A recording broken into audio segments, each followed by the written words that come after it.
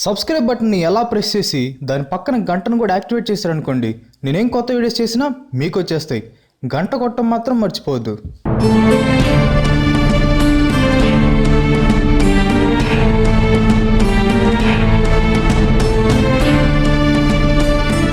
నన్ను చాలామంది చాలా రోజుల నుంచి అడుగుతున్న topic dark matter, dark energy. యాక్చువల్గా ఈ టాపిక్ మీద నేను లాస్ట్ వీక్లోనే వీడియో చేయాలి, కానీ ఈ టాపిక్ మీద నాకున్న అండర్స్టాండింగ్ సరిపోదనిపించింది. అందుకే కొంచెం టైం తీసుకొని మీ అందరికి అర్థమయ్యే విధంగా ఈ వీడియో చేశాను.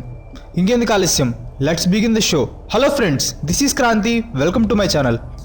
మనకు తెలిసిన భూమి, సూర్యుడు, చంద్రుడు, నక్షత్రాలు, గ్రహాలు, మిల్కీవేస్, గెలాక్సీస్ ఏదైనా మనం కళ్ళతో చూసింది, మన చెవులతో విన్నది కేవలం ఈ విషయంలో 5% మాత్రమే. మనకు తెలియంది ఇంకా 95% ఉంది. దాంట్లో 27% డార్క్ మ్యాటర్, 68% డార్క్ ఎనర్జీ అని ఆస్ట్రోనామర్స్ యొక్క అంచనా. నిజానికి డార్క్ మ్యాటర్, డార్క్ ఎనర్జీ గురించి ఎవరికీ పూర్తిగా తెలియదు, కానీ అది ఉందని మాత్రం ఖచ్చితంగా చెప్పగలం. అసలు డార్క్ మ్యాటర్, డార్క్ ఎనర్జీ గురించి ఏం తెలుసో ఈ వీడియోలో చూద్దాం. డార్క్ మ్యాటర్ అంటే ఏంటి?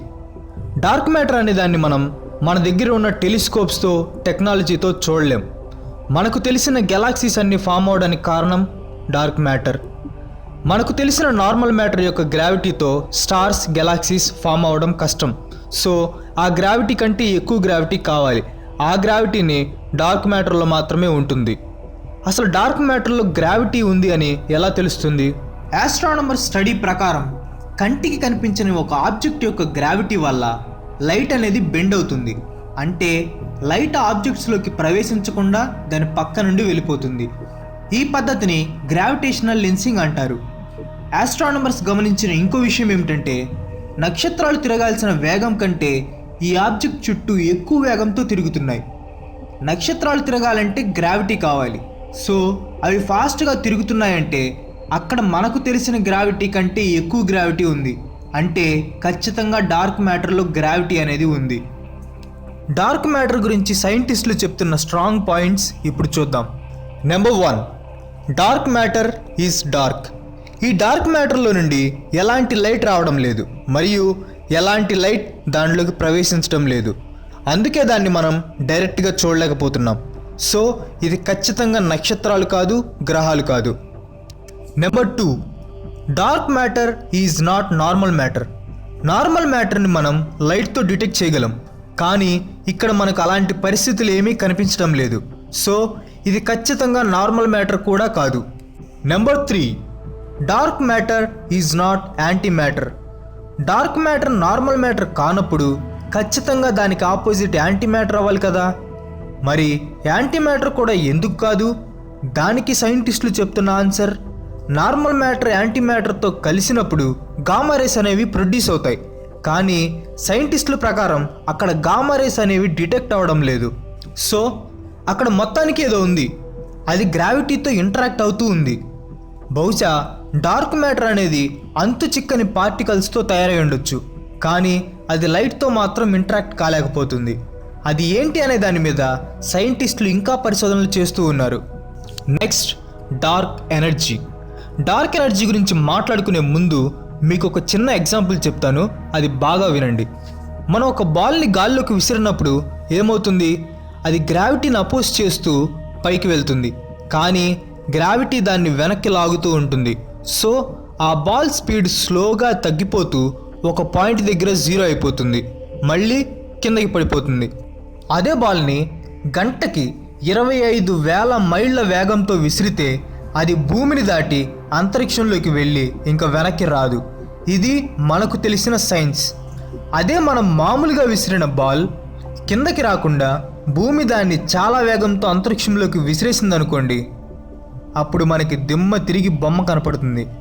యూనివర్స్ గురించి పరిశోధనలు చేస్తున్నప్పుడు కూడా ఆస్ట్రానమర్స్కి ఇలాంటి అనుభవాలే ఎదురయ్యాయి.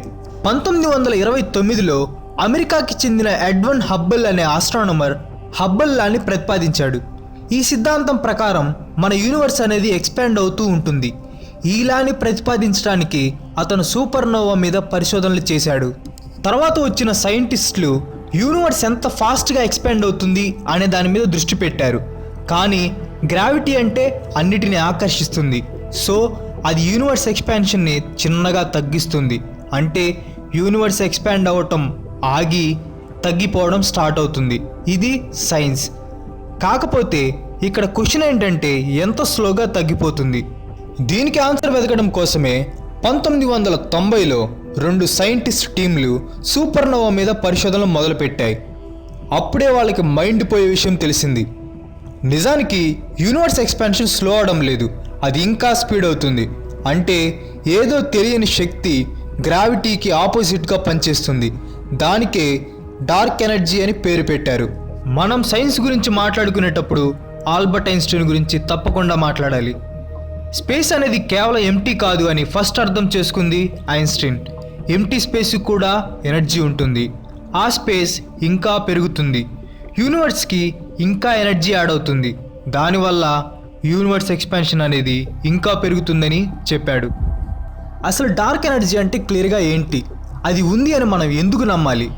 ఇప్పుడు కొంచెం డీప్గా వెళ్దాం. యూనివర్స్ ఎక్స్పాండ్ అవుతుందా లేదా తెలుసుకోవాలంటే మనకి టైం మిషన్ కావాలి. కానీ టైం మిషన్ ఎలా చేయాలి? టైం ట్రావెల్ పాసిబులా? మీకు తెలియని విషయం, ఆల్రెడీ మన దగ్గర టైం మిషన్ ఉంది. అదే టెలిస్కోప్. టెలిస్కోప్కి టైం మిషన్కి సంబంధం ఏంటనుకుంటున్నారా? ఇప్పుడు మీరు ఆకాశంలో చూస్తున్న నక్షత్రాలు నిజానికి అక్కడ లేవు.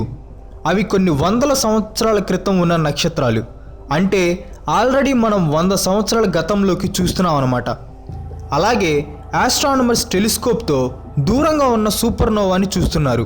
అంటే వాళ్ళు కొన్ని లక్షల సంవత్సరాలు వెనక్కి చూస్తున్నారన్నమాట. దీనితో యూనివర్స్ ఎక్స్పాన్షన్ రేట్ని ఎలా కనుక్కుంటారంటే ఆ ఈ సూపర్నోవా మనకి ఎంత దూరంలో ఉంది, ఎంత వేగంతో మన నుండి దూరంగా వెళ్తుంది అని కంపేర్ చేసి యూనివర్స్ ఎక్స్పాన్షన్ రేట్ని క్యాలిక్యులేట్ చేస్తారు. దీన్ని బట్టి వాళ్ళు తెలుసుకున్న విషయం ఏమిటంటే యూనివర్స్ అనేది వాళ్ళు అనుకున్న దానికంటే ఎక్కువ ఫాస్ట్గా ఎక్స్పాండ్ అవుతుంది.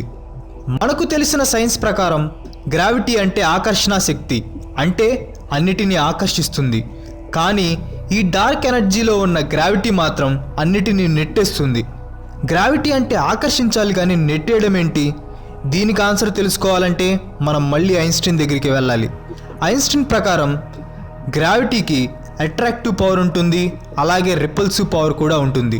గ్రావిటీకి రిపల్సివ్ పవర్ రావాలంటే దానికి ఒక కొత్త ఎనర్జీ ఫామ్ కావాలి. అదే డార్క్ ఎనర్జీ. మామూలు మ్యాటర్లా కాకుండా డార్క్ ఎనర్జీలో నెగిటివ్ ప్రెషర్ ఉంటుంది. దానివల్లే గ్రావిటీ అనేది రిపల్సివ్గా మారుతుంది. ఫర్ ఎగ్జాంపుల్, యూనివర్స్ని రబ్బర్ బ్యాండ్ అనుకోండి.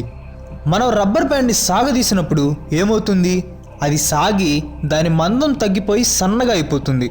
కానీ ఇక్కడ మాత్రం రబ్బర్ బ్యాండ్ని ఎంత సాగదీసినా మందం మాత్రం తగ్గిపోవడం లేదు. అసలు మనకు తెలిసి ఇది అసాధ్యం, కానీ యూనివర్స్ పరిస్థితి ఇదే. దానికి కారణం ఈ డార్క్ ఎనర్జీయే. ఇంకా దీని మీద పరిశోధనలు కొనసాగుతూనే ఉన్నాయి. చూద్దాం ఈ మిస్టరీ ఎప్పుడు విడుతుందో. మీరేమనుకుంటున్నారో కింద కామెంట్లో పోస్ట్ చేయండి. ఈ వీడియో మీకు నచ్చితే లైక్ చేయండి, షేర్ చేయండి. నెక్స్ట్ వీడియో మిస్ కాకూడదు అనుకుంటే నా ఛానల్కి తప్పకుండా సబ్స్క్రైబ్ అవ్వండి. ఇంకో మంచి ఎపిసోడ్తో మీ ముందుకు వస్తాను. అంతవరకు సెలవు, బాయ్ బాయ్.